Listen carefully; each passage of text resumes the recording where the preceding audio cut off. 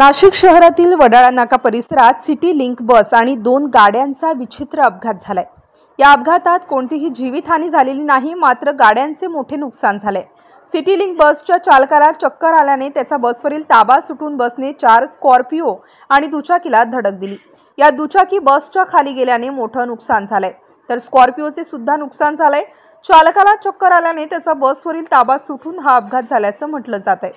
नाशिक शहराला बस सेवा देणाऱ्या सिटी लिंक बसचे आतापर्यंत अनेक अपघात झाले आहेत। यामुळे बस चालकांविरुद्ध नागरिकांचा मोठा रोष दिसून येतोय। ठिकाणी जी घटना घडली कोणाच्या चुकीमुळे घडली? काय बसवाल्याच्या ड्रायव्हरच्या दारू पेल होता का ते?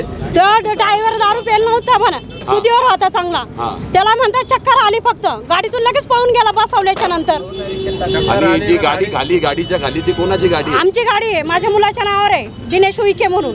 मग आता आपण महानगरपालिकेची जी गाडी आहे त्याच्याकडून काय मदताची अपेक्षा करतात? अपेक्षा नाही, गाडीची भरपाई पाहिजे आम्हाला। तुमच्या मुलाला लागलेलं आहे कुठं? माझ्या मुलाला कुठंच काही लागलेलं नाहीये। गाडी फक्त उभी होती, गाडी फक्त उभी होती, ती गाडी तेवढी लांबून घसरत आणली। चहा प्यायला जायला होते, गाडी तिकडून डायरेक्ट आली, डायरेक्ट गाडीवर गाडी घालून टाकली त्यांनी।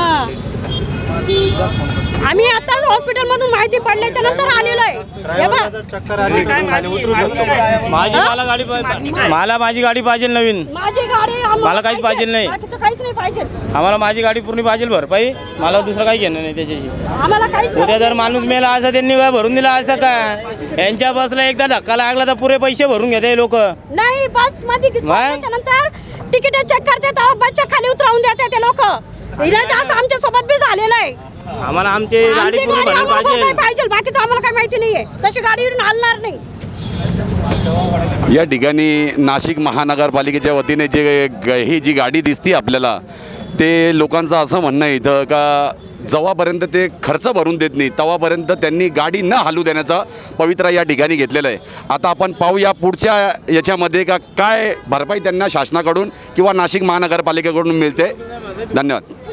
स्टार न्यूजसाठी मोहसिन पठाण, नाशिक।